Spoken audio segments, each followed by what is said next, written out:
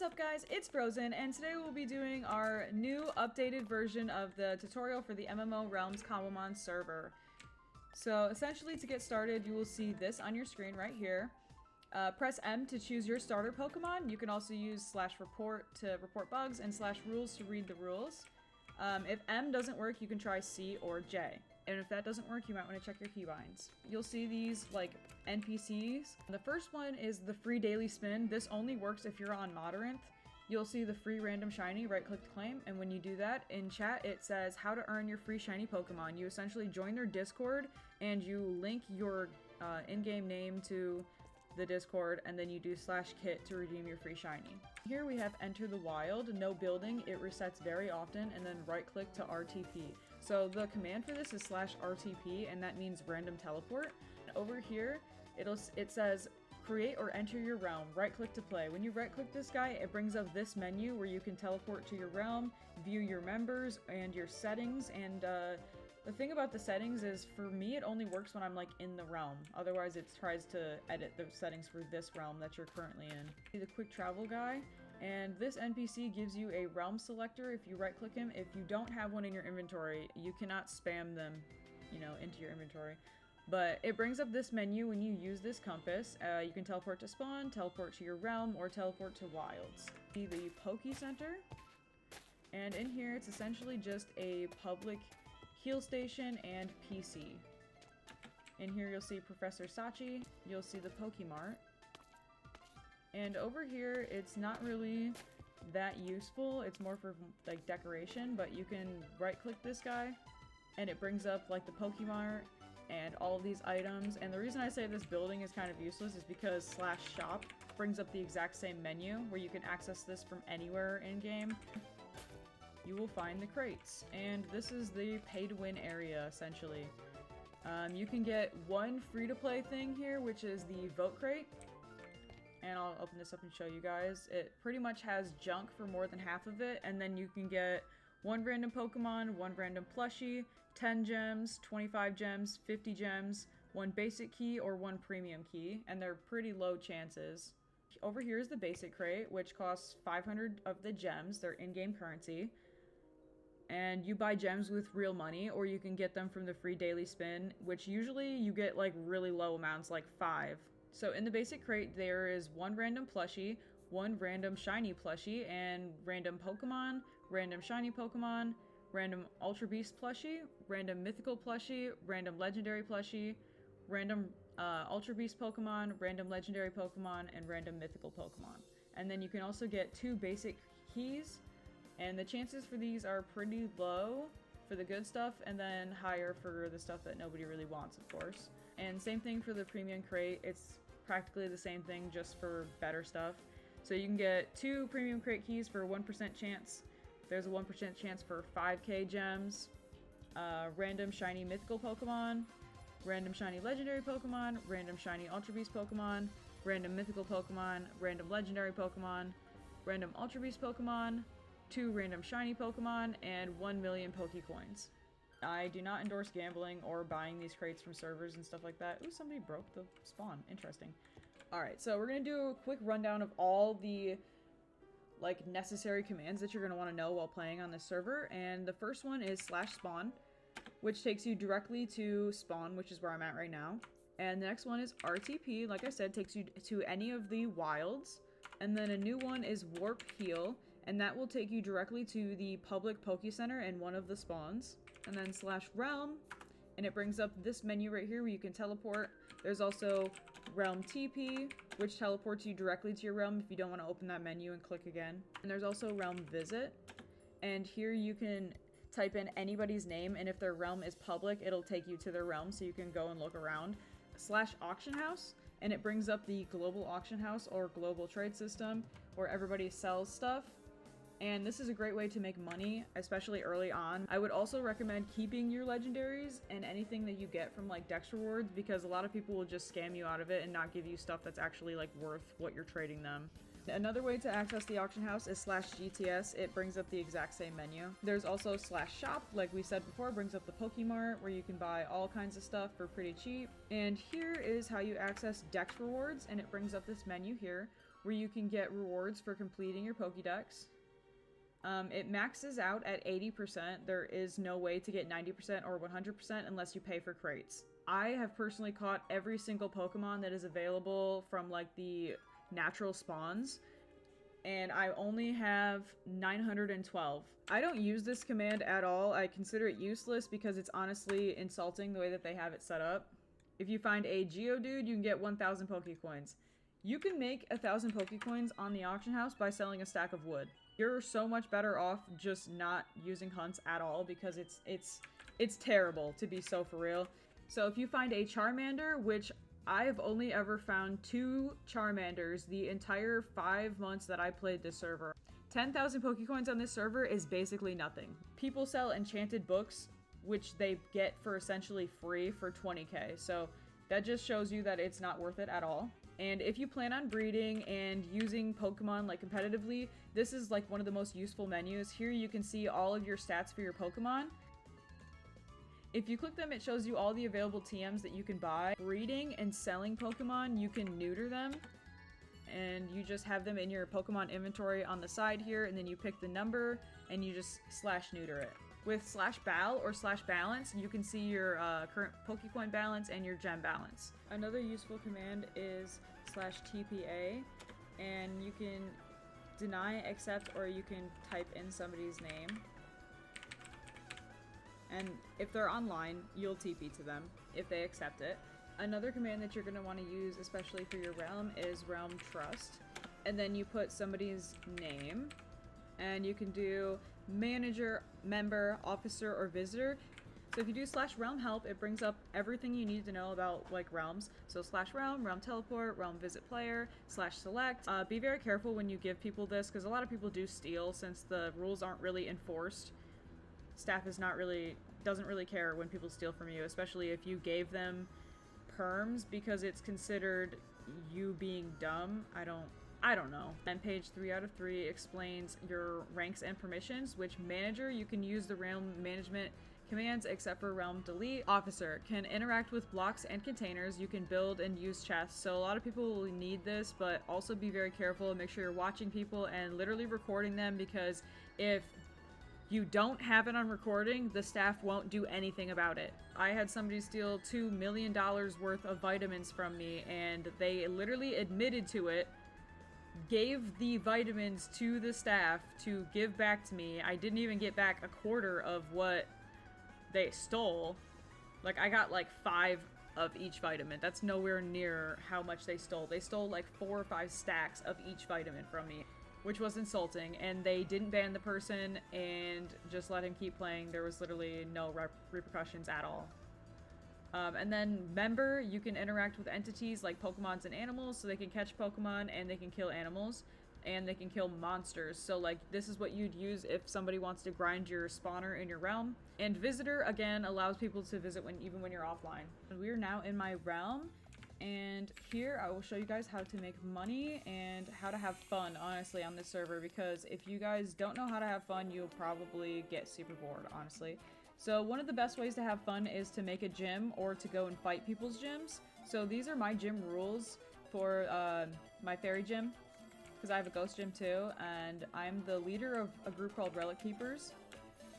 And right now we're 7 out of 18. We are looking for new members, people that are active on the server and, you know, want to participate in things like our gym castle. You have to start at the bottom with 1 team and fight all 7 of us.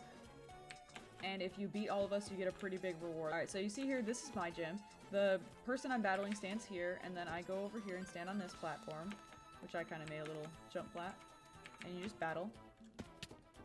I'll show you guys how I make money. Money, money, money, money, money.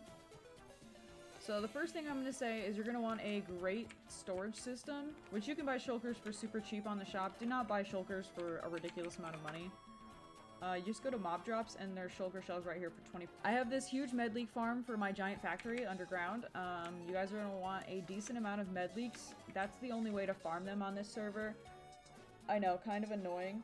Essentially what I did is I just made a giant pool that's 1 block deep, so I can just walk across it. There's glass here. So I just walk across it and kind of harvest, and I have these, what is it, Depth Strider boots so I can walk faster. A lot of beginners sell food, so this is an easy way to make a lava chicken farm. And it's pretty simple. You just build yourself a little redstone clock, just like this, and put a dispenser here, block here, and have 3 hoppers with chickens. And it will dispense them automatically into here. When they grow, they will get killed by the lava, and then it'll get siphoned into this chest here. It's like an extensive underground like system for all of my different like Cobblemon-based factories. So first off, you'll come down here and see every single berry in the game growing here. Yeah, every single one.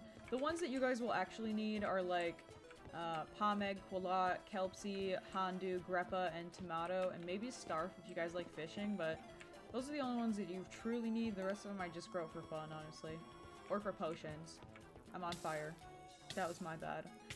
Is if you make a lava farm, so you can farm like buckets and stuff, and then make this simple obsidian farm where you just stand here and mine the obsidian, and it refills itself. There's water inside that leaf block right there, which is why it's turning into obsidian. Over here we have my auto brewer.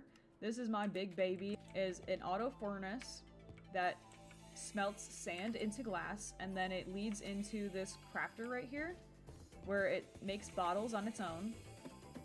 And then the bottles are filtered into this dispenser, which is on a clock, so it fills its own bottles with water. And then those bottles of water get filtered into my auto brewing stand, where we are brewing medicinal brew with med leaks. I have videos about all of these redstone contraptions in a playlist on my channel. Make one of these 1x1 crop farms, and I have a video on this as well on how to make it, but we'll give you a quick rundown again. It's essentially just like a piston trigger, and then the rest of it is just hoppers that filter bone meal out of shulkers. I have a minecart track linked to my skeleton spawner, which is on the other side of my realm. This 1x1 crop farm makes a ton of different crops. It makes apricorns, it makes mints, it makes berries, it makes all the vanilla crops, and the only thing that it doesn't make from Cobblemon is the medicinal leeks, which is why you have to farm them the other way. Using this farm, it's a super easy way to make EV vitamins. All of these you can sell. If you take a stack of 64 of all of these vitamins, so all 7 of them, and stick them in a shulker like this, you can sell this for 500k.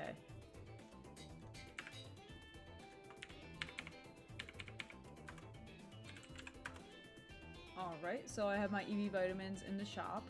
You can also make these like singular automatic brewers to make hyper potions, and then use those hyper potions to make these, and use those to make these full restores. And down and over here is my Pokeball farm, and it has all of my apricorns being automatically harvested into these chests right here.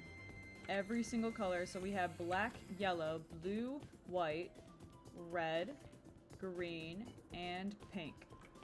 And I have a video on this as well if you guys need more like in-depth and how to build it like step by step. It's on my channel. Over here we have our tumblestone farm. You can make this as big as or small as you want, but I just made it this size. And you just replant them. I have these auto crafters for my Pokeballs that I make the most. So essentially you just put the apricorns in, you put the gold in, and it will start crafting on its own with a hopper clock. And this right here is my wall of Pokeballs to sell.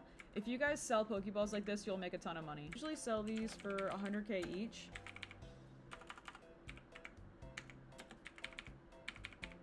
So sitting right here, we have 1.8 million. And then if we go over here, we have my sugarcane farm, and I sell the paper to villagers in order to get emeralds, all that good stuffs. Another really good way to make money is to breed Pokemon. So if we go over here, I'll show you guys my breeding facility, which is this and a ton of underground tunnels. So essentially you're going to want to have tons and tons of pastures.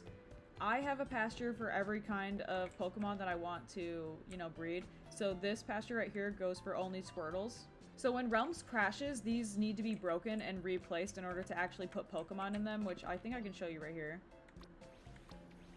So you see how it's in, but it's not saying that it's in like this. They're not actually there. there's nothing there. And then when you reopen it, there's nothing there. So that pasture needs to be broken and reset, like I just did to this one, and see they're there now. And that's an issue that only happens on this server. So like if you have this redstone set up like this, it's just repeaters and redstone against the hoppers. You can turn them on and off so that way they don't suck your pastures into your sorting systems. I have a ton of chests for every kind of Pokemon egg. These are empty since I already like opened them, but stuff like this. Essentially what you're going to want to do is sell these eggs in shulkers. People usually sell like shulkers full of eggs of one type. Like this here. This is Eevee. I'm not sure what this is. I assume it's also Eevee and he just didn't have levels, but one of the easiest ways to make money, but this is more for like later veteran players, is to sell every single kind of crate-only Pokemon. So I collected and bought every single crate Pokemon, like free-to-play style, and then I sell them for like 200k a shulker, every single one, all at once, which I bought them for like a ton of money. Like I spent millions of dollars to get these Pokemon just to breed them to sell to other people because I didn't like that people were gatekeeping them. And then one of the most sought after things in this game is of course legends and shinies. So my advice with legends is don't buy crates to get them. Just use your free-to-play crates from your Dex rewards. Open those crates and use the Pokemon that you get to trade up to what you actually want. And make sure people aren't scamming you, because like if you have decent IVs, like if you have IVs like this, people will just be like buns, buns, buns. This is actually not that bad. A Miraidon needs speed and special attack. The rest is buns, but if he's hitting first every single time, it doesn't really matter. Like, know what you're receiving and know the value, like, difference and stuff like that. And if you don't know, genuinely ask ChatGPT. Another thing that's super popular on this server is teams. So I have my own team, like I stated earlier. I am the leader of Relic Keepers, and I founded that group. So this right here, welcome to Relic City. Follow the path to get to the castle. So you just follow the path. And as you can see, this is such a cute little realm. Oh my goodness, so much work. Wow, this is honestly so impressive, I'm not gonna lie. I haven't seen this part yet, the little town. This is added. I haven't played in a while. Welcome to the Relic Keepers Gym Leader Castle. Yeah, this is originally where I saw. Alright, so if we go over here, this is the castle itself. Gorgeous, I know, I know. Alright, and then here we have the Wall of Champions, which nobody has beat all of us yet, because we haven't been able to run it, but please let me know, guys. I will definitely let my team know if you guys want to, like, battle us. It would be great. So on the path here, we have tons of little Pokemon. Oh my goodness, the plushies are adorable. And then, of course, you just follow the path. You'll see this little fish tank. I love the way that he decorated this. Or she. I don't even know. I never asked. That's how chill we are over here. We don't even care, bro. Just be yourself. That's all we care about. Here's the entrance, and you just swim over here. And this is like where you'll battle. So you'll stand here, and then Dyer will stand over here, and you guys will do battle. And he does like to play music. He, she, they like to play music, so that'll be super fun. The exit is right behind them here. And this is where you get to see the lava gym, or the fire gym, which I should probably show you guys this sign. It essentially just tells you the rules again. And again, you'll stand here. And Wub will stand on the other side. Oh my goodness. This is like my favorite part of this gym is this little dragon head right here. It's adorable.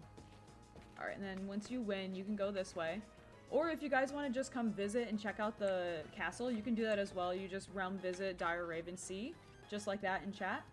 Welcome to the Distortion World, and this is right here is one of my favorites as well. I love all of the rooms in this Relic Castle. My team did such a good such a good job building this.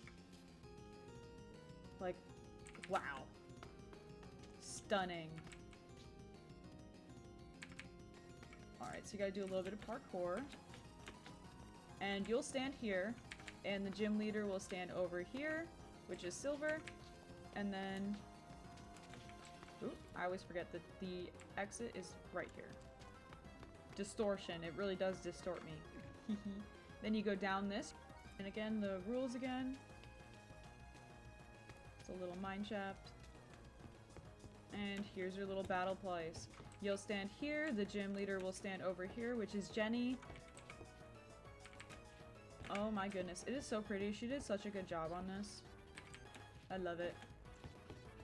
And then you go over here to exit, and this will take you up to, I believe, the ice arena? Yeah, you go this way. Snowfall Peak. You go through the cave here, and then you'll come to this snow biome. Just follow the stairs,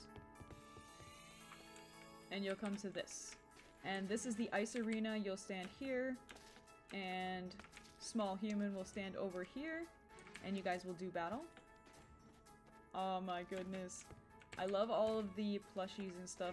And then here is my arena. This is like, I'm so proud of this. I did so good. Dyer built like the islands, and I just did all the decorations, like the ores and the crystals, the vines and all that stuff. We're gonna circle all the way around so I can show you guys all the decorations. Nice little waterfalls going into the tank, and by the way, that is Dyer's gym down there. You just swim down to it. So we have this little Pokemon over here by the first island. This is where you go to get up there. Essentially, the way that I built these islands is to showcase every kind of fairy type. So like down here, I did like more pure fairy types for like just, you know, flying and, you know, the puppies and all that stuff. And then over here I did like water fairy types, or just like Pokemon that kind of look more fairy because they're pinky. Over here we have like more rock and ground, or no, we have like rock and steel type fairies. So like rock and all that, and I thought it was super cute. It's adorable. It's got like crystals and dripstone. And then of course I made it like come on the path so it looked like it was like growing. So parkour to the gym island, and then if you go all the way up to the top of the staircase, you can run and jump on these. It's pretty easy parkour. I wasn't trying to make it hard. And you just stand here and we can do battle. This is where I stand. I have my, these are the Relic Keeper flags. I made these. Then right here we have our shiny hat trim. So cute, so cute. Down here we have our PC and healer stations and our giant river. No, I'm not missing an Azu plushie. It's right here. Okay, yeah, I knew I moved it. And then over here you guys will see like the top part of the castle. It's pretty adorable. So in this half of the video, I'm going to be explaining why I no longer recommend this server, and my experiences with the staff and with playing this game over the past 5 months. One of the main issues I have is that they promote gambling to kids specifically, and they are constantly pushing /gamble, /crates. And in /gamble, you can set a bet with Pokecoins, and you essentially just land on red, green, or black, and you'll either win or lose Pokecoins. And for /crates, there's a vote crate, a basic crate, and a premium crate. A basic crate is about $5 each key, and a premium crate is $20 each key. And I will be showing their website to back this up. So as you can see on the screen here, a basic crate key is about $4, and a premium crate key is about $20. And if you go down here, the prices just get more ridiculous as you scroll down. And it's the same thing with their gem currency, $5 for one basic crate, and $25 for one premium crate. These are their ranks, and in my opinion, these ranks are 100% not worth it. Do not buy these ranks. If you do, you're literally wasting your money. This is the $250 rank, and this is all you get. 128 rare candies, 16 master balls, 5 random shiny Pokemon, 1 random Ultra Beast, 1 shiny Ultra Beast, random legendary, and a shiny legendary. And then you get 20 set homes, hat, knit, craft, Pokeheal, PC, trash, Pokecolor, night vision, enter chest, fly, enchant, Pokesea, anvil, repair, anvil again because they want to make it look like there's more stuff, /breed with a 60-minute cooldown. 60 minutes is insane. /stonecutter and /hat with again a 60-minute cooldown, and /smelt. And then you get this kit, which you can only claim every 3 days. For the lower ranks, you can claim them every single day. So I don't understand why it's every 3 days, when the only thing that's useful here is the 14 rare candies, and 14 is not anything. And here, if you go to their announcement, it says boosted legendary spawns. And notice that every time they talk about this, it's unfortunately we can't release this. Unfortunately, we're unable to release this. That's bullshit. And I can tell you 100% why. Because the way that Cobblemon has legend spawns there is they're all in the code, available to be turned on at any point. All they need is models. And the server already has the models for all of these Pokemon because people get them from crates. So saying you're not able to implement something that is already there and waiting to be implemented just shows your greed. In my opinion, it's selfish because they can just grab a mod that does implement all of them into the natural spawn. But they refuse to. And here's another example of them paywalling things or just removing them directly from the game because it messes with their quote-unquote crate economy. Right here, IV candies. So in the 1.7 update, the Cobblemon added IV candies, which allows you to feed a candy to your Pokemon to raise its IVs. What this server did was completely remove those and make it completely unable to craft them. We've become aware that some players have crafted or purchased IV candies which were not meant to be obtainable. To keep the server fair for all players, we are asking anyone who has acquired or used these items to open a ticket in ticket support so we can reverse the damage. You will be refunded either with Pokecoins or items depending on how you receive the said item when you do come forward. Not reporting it and getting caught will result in punishment. We're giving everyone a chance to be honest first. In my opinion, this is scummy.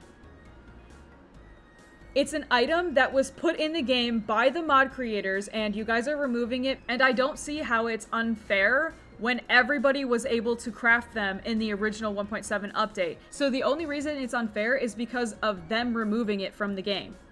Another thing that I've noticed is that, in my opinion, their giveaways are 100% rigged. Like, there's no way that they're not rigged, and here is why. The biggest reward in this first giveaway went to a dev.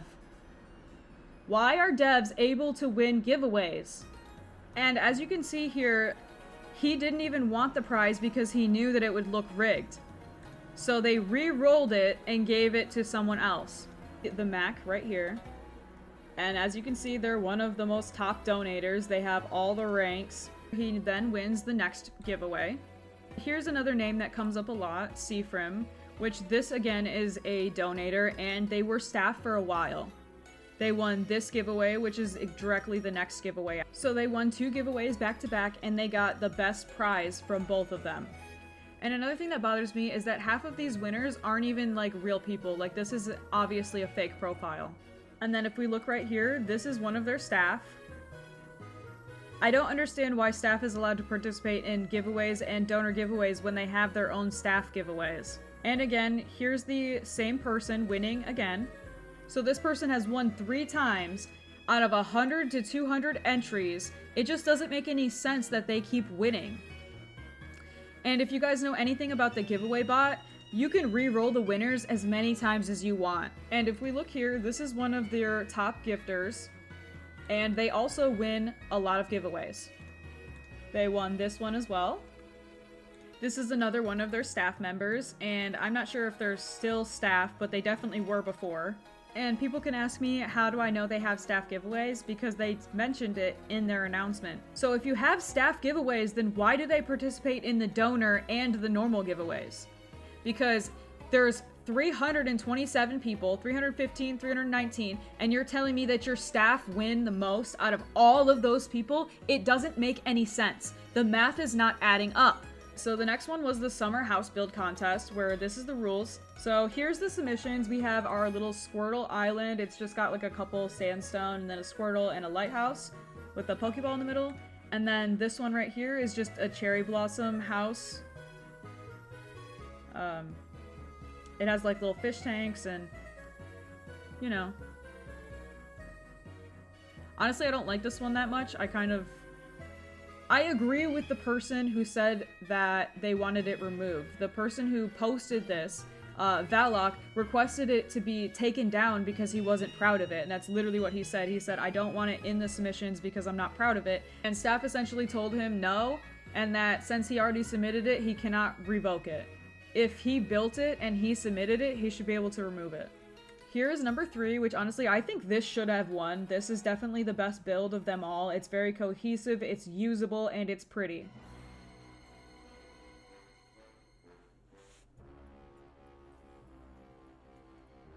And here's number 4.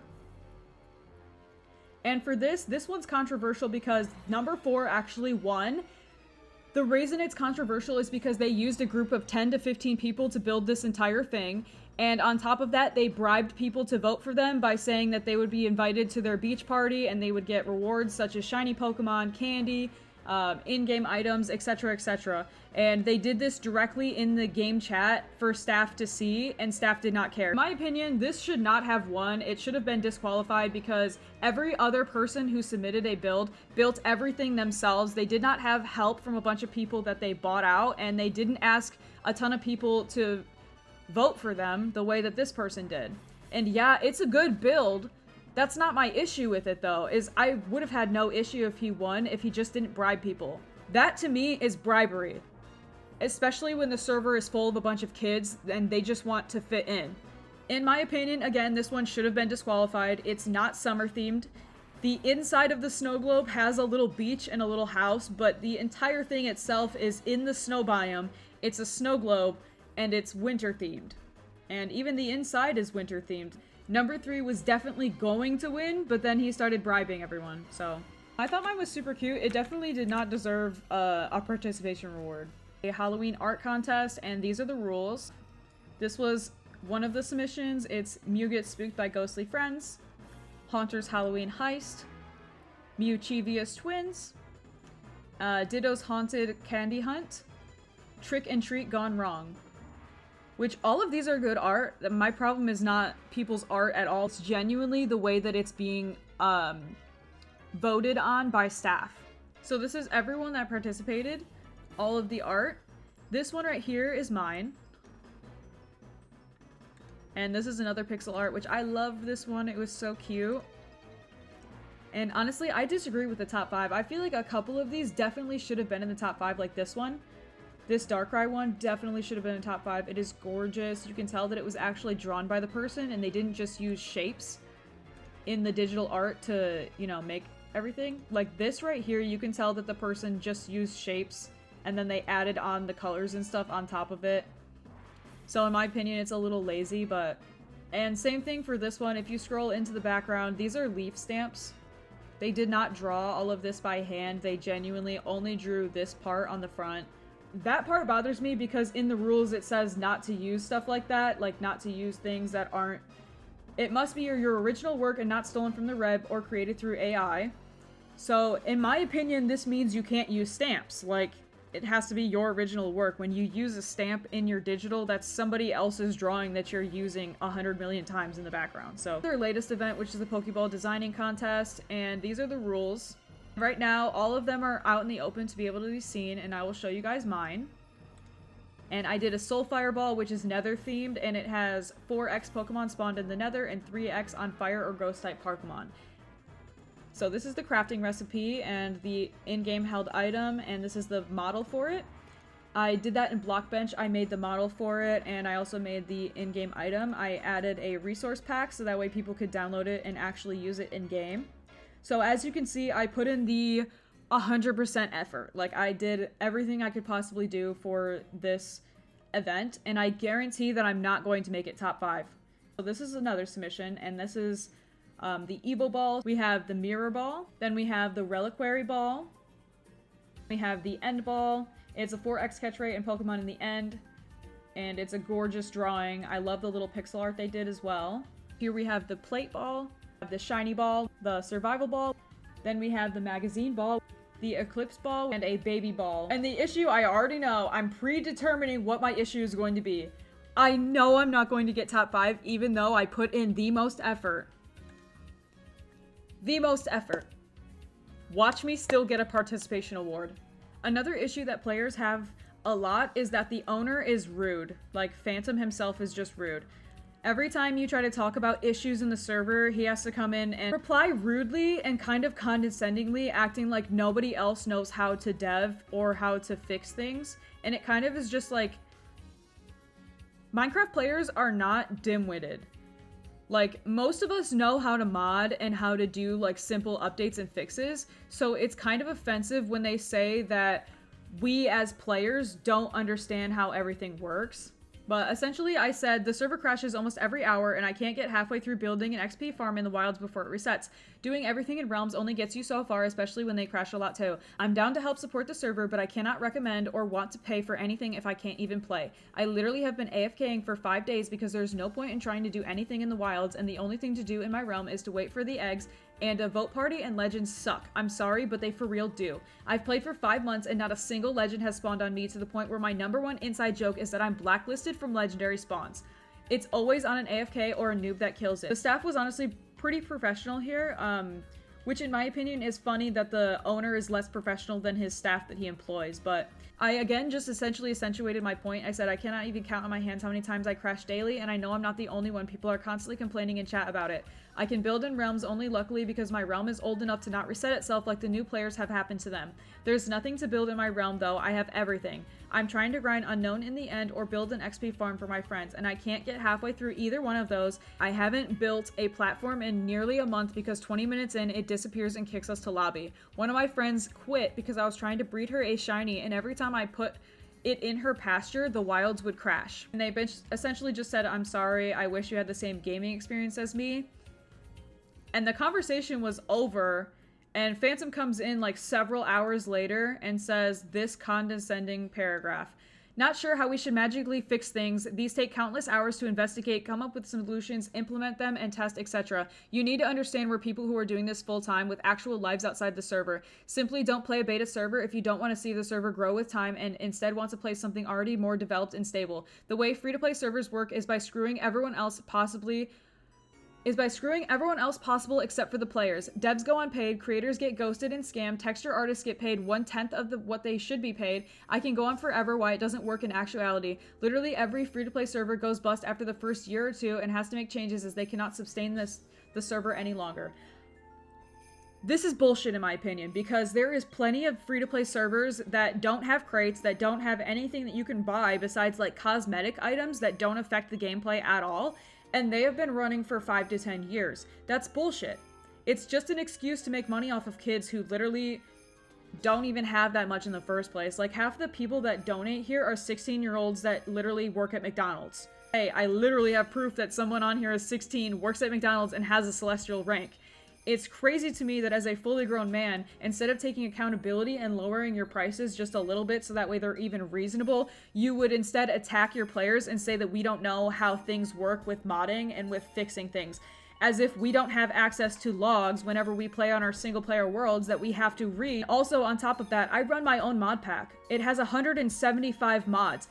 My mod pack is extensively more difficult to find problems in than your server will ever be, as your server has one mod on it that is Cobblemon, and the rest of it is vibe-coded mods that you took from like public mods on Curseforge and you just reverse engineered them so you could have their features without crediting the owners. So this was my reply. I say this as a dev myself. I know how hard it can be, but that doesn't mean you should get defensive or rude when people give criticism. I've stayed for months, supported where I can, and I wouldn't bother giving detailed feedback if I didn't want the server to improve.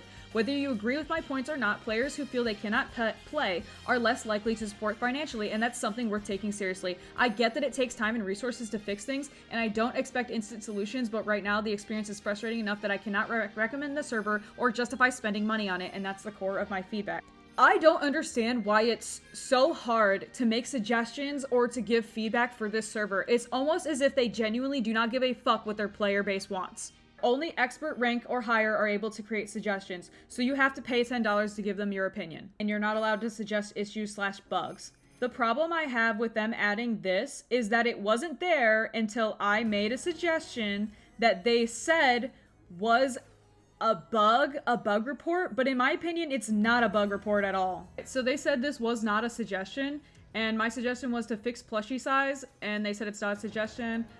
Picture kind of speaks for itself. The Clefable is tiny, this thing is huge, and there's a few others too that are just weirdly sized, like Nidoqueen, Rayquaza, etc, etc. Some legends are huge and others are super tiny. And then they marked it as not a suggestion, which my opinion, this is definitely a suggestion. You changed the sizes of the plushies on purpose. I'm asking you to change them back to be the original size of the Pokemon. So I don't understand how it's not a suggestion. Another thing I'm going to point out is that they push awful updates that nobody wants. Here, the new hunt system, which opens the GUI to accept or deny Pokemon hunt challenges. I already explained this earlier in the video, but this is a terrible system, and it's honestly just a laugh in the face of the free-to-play players, because why would you make it so difficult for such a little amount of Pokecoins? And of course, their only quality of life thing has to do with their ranks, their paid rank system, and their paid crates. Here, they keep pushing bug fixes, crash fixes, and none of it works.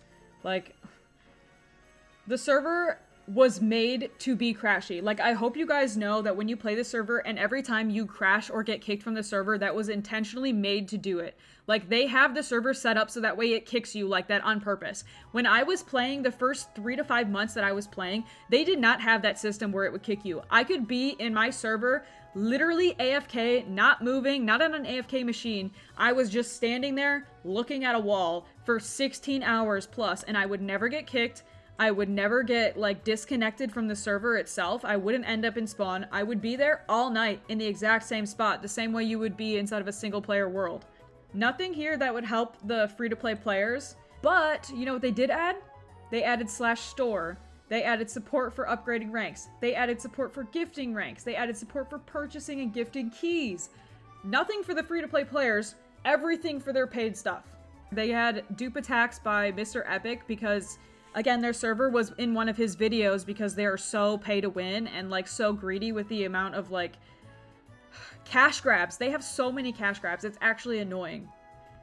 After the dupe prevention was pushed, we had a huge issue with people spamming invalid votes for the legendary spawns, and the reason I genuinely think that it was not a person botting it, but it was the server owner botting it, is because the only thing that benefits is the server itself. When they were spamming votes, there's only one legend allowed to be spawned at like the same time. So like if a Zycan spawned and you keep spamming votes until another vote party happens, the next vote party won't spawn anything. These votes were being spammed for hours and hours and hours and hours, and we weren't even getting rewarded for it in the server. Like, the players were not catching these legends, they were getting despawned on purpose by staff. And here we have another pay-to-win update. They changed the premium crate drop from 50k Pokecoins to 100 Pokecoins because people were so upset that they were paying $20 for 50k Pokecoins. And here they finally update something actually useful, which they updated to 1.7, and then they hit us with this. So in 1.7, they added IV candies, which allows you to feed candy to your Pokemon to raise its IVs directly. And what the server did is remove them entirely and make them uncraftable, so that way you cannot obtain them in the server at all. Some people found exploits in order to actually obtain them, and they were able to get them, and that's why they made this announcement saying like, oh, if you come and tell us on yourself, we won't ban you and we'll refund you. It's scummy of you to even remove them in the first place when the mod owners and creators wanted them to be in the game. Another issue that a lot of players have is that they nerfed legend spawns all the way to the ground, to the point where they don't spawn naturally at all. They only spawn via vote parties, and their natural spawn is like a 0.03% chance of them to spawn naturally. So essentially, it never happens. I played this server for 5 months and never had a legend spawn on me, ever. I've sat in wilds for 12 hours plus, killing all the Pokemon around me, and still nothing. The majority of like Legends, Mythics, Ultra Beasts, and Paradox Pokemon available on this server are directly from their crates. And they did this on purpose to force people to buy their crates. You can't just be like, oh, well, I'm not going to touch the crates at all. Then you probably will never have a legend. Unless you want to sit and grind Pokecoins, which people sell legends for ridiculous amounts of money. So, here, let's find this Sue scene here. $10 million. I currently have 9.9 million. I would have $0 if I bought this. So that's all for today's video. I hope you guys enjoyed.